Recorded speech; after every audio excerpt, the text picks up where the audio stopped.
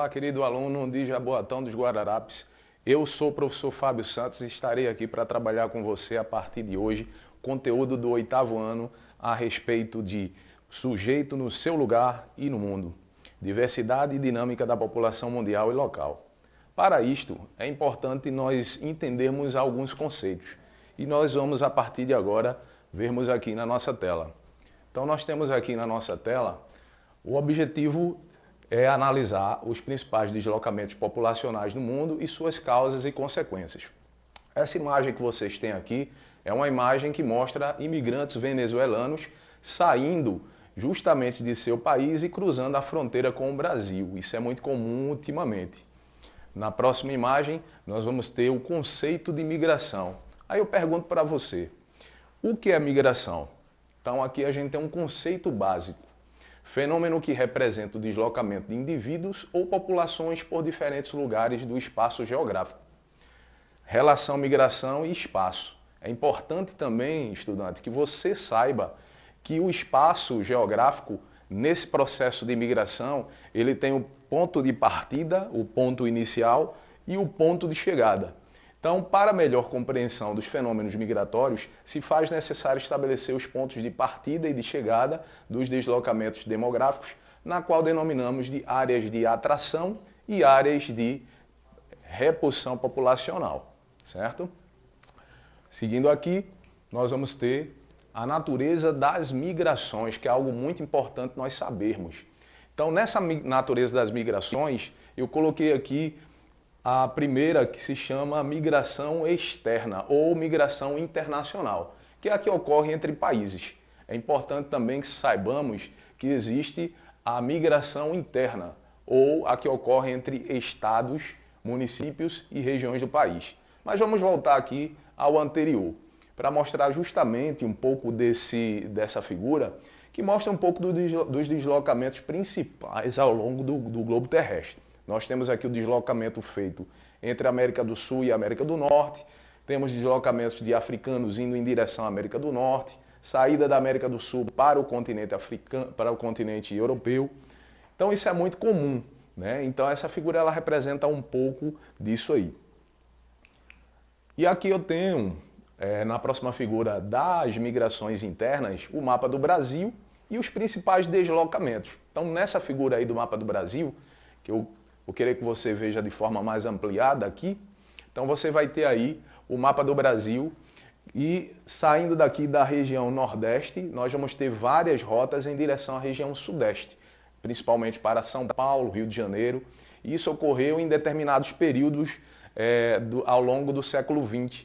E ao início do século XXI, esse processo ele começou a se desacelerar. Mas tivemos outras rotas também, a saída da região sul para a região do agronegócio que nós conhecemos hoje, que é essa região do centro-oeste. E também a gente teve deslocamentos importantes aqui na região norte, a saída dos moradores da região norte em direção ao centro-oeste, principalmente para trabalhar naquela região de Brasília, nos anos 60, entre os anos 50 e 60, com a construção de Brasília.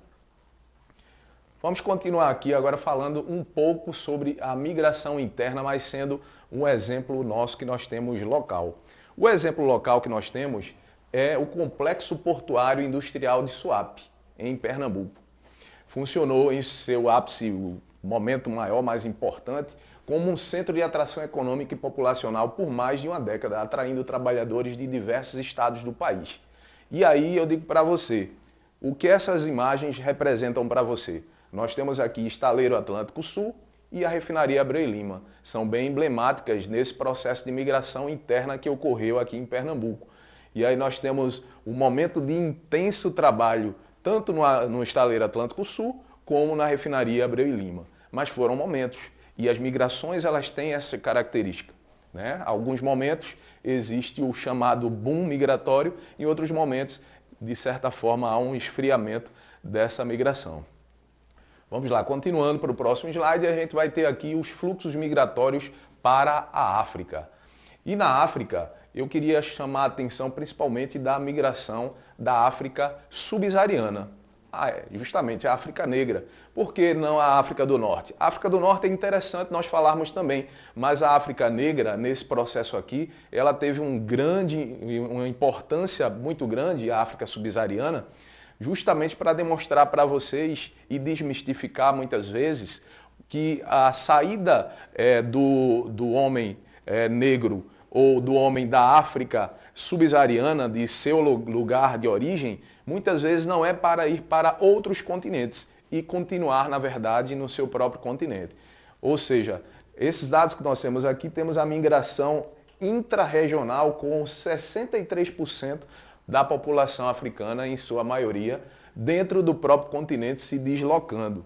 Aí nós vamos ter um número importante também de 25% para países ricos, né? Países da OCDE com alto rendimento, né? Que é a Organização para a Cooperação e Desenvolvimento Econômico, a OCDE. E a gente vai ter outros países de alto rendimento agora com um percentual bem menor de 3%. Esse gráfico é importante também que nós saibamos como é que funcionam essas rotas. E aqui vocês vão ver principais corredores do continente. Esses 63% eles vão demonstrar que a parte oeste ela circula pela Costa do Marfim, Burkina Faso e Mali como principais destinos. Mas vamos ter também o norte em direção a Marrocos e a Argélia, terminando no continente europeu com grandes tragédias, infelizmente, que são imagens que a TV costuma mostrar, desastrosas, muitas vezes, né, tragédias de muitas pessoas que acabam tentando aquelas travessias e não dando certo e acaba muita gente, infelizmente, morrendo nessas travessias clandestinas em direção ao continente europeu pelo mar Mediterrâneo. Mas aí a gente vai ter também a circulação no sul, que é a circulação entre a África do Sul e os países vizinhos. A África do Sul aqui nesse caso, ela vai funcionar como uma forma de atração, ou seja, esse movimento vai ser, ao invés de ser repulsão, a África do Sul ela vai funcionar como centro de atração devido à sua grandeza naquela região, devido a ser um país altamente industrializado daquela região, então provoca esse processo de atração populacional para si naquela região, ok? Então, até aí eu queria mostrar para vocês essa parte do continente africano, mas agora é importante ver uma outra parte, os fluxos migratórios para o continente americano, que é o nosso contexto mais próximo da gente, né? Então nós vamos ter a América anglo-saxônica e a América latina. Mas qual é a diferença de uma para outra? É importante, estudante, que você saiba que a América anglo-saxônica pode ser também denominada de América rica. Formada apenas por Estados Unidos e Canadá, a América anglo-saxônica, ao longo dos 2 últimos séculos, se tornou uma região de intensa atração populacional. Do contrário da América anglo-saxônica considerada rica, nós vamos ter, contrapondo, a América Latina, composta por diversos países de origem latina. Esta porção maior do continente americano possui muitos problemas econômicos e sociais, o que lhe atribui características de repulsão populacional, ou seja, a saída de imigrantes em direção à América anglo-saxônica. Continuando, nós temos aqui as migrações na América anglo-saxônica e como é que funciona as principais causas dessas migrações. Essa imagem aí ela é muito emblemática da América rica, porque aí nós vamos ter uma imagem aqui da Times Square em Nova York, coração do capitalismo.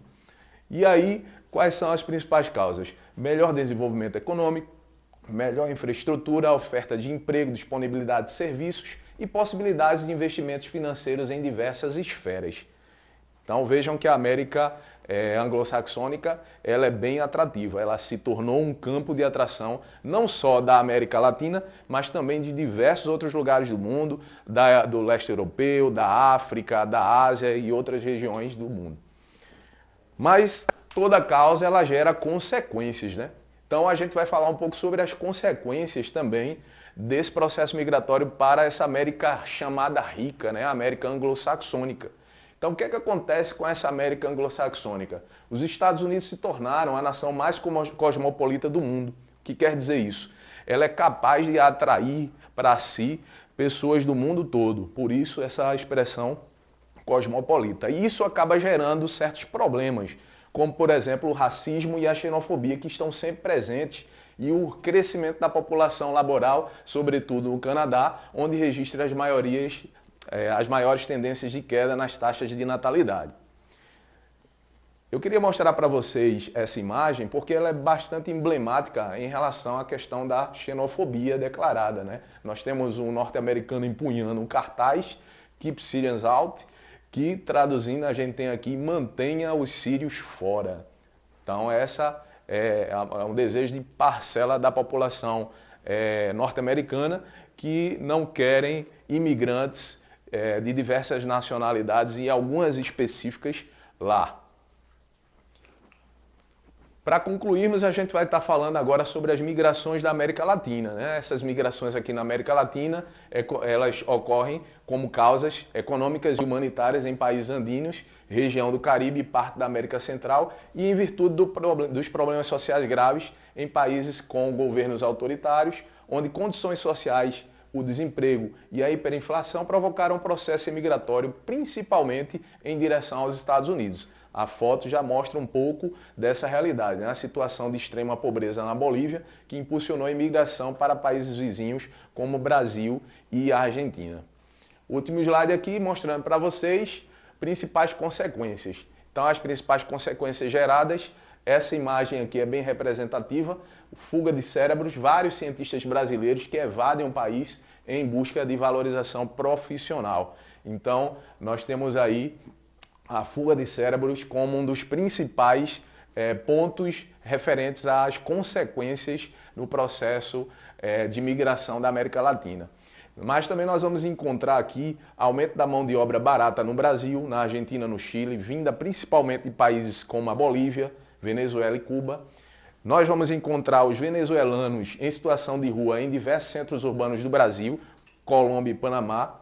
E o intercâmbio cultural, que é algo positivo nesse aspecto aqui, né? Essa congregação de cultura que encontramos aqui na América Latina, entre Brasil, Argentina, Venezuela, Chile, todos esses países aí. Mas aí o ponto fora da curva é justamente esse problema diplomático muito sério entre Estados Unidos e México, naquela questão do muro, que é algo que a gente pode reaver isso aí em outras aulas para discutir um pouco sobre essa questão, que é muito interessante. Mas aí, para encerrarmos a nossa aula, eu vou lançar agora para você, estudante, o nosso desafio de hoje. E o nosso desafio serão duas perguntas. A primeira, eu vou perguntar para você: você conhece alguma pessoa próxima que emigrou para outro estado, região do Brasil ou para outro país? Se sim, especifique. Especifique o lugar. 2. Quais os principais motivos que levam pessoas a emigrarem para outras regiões do país ou do mundo? Então, para a próxima aula, nós vamos esperar que você já tenha pelo menos respondido parte dessas informações. Ok, pessoal? Então eu me despeço aqui e até a próxima aula. Um grande abraço para vocês.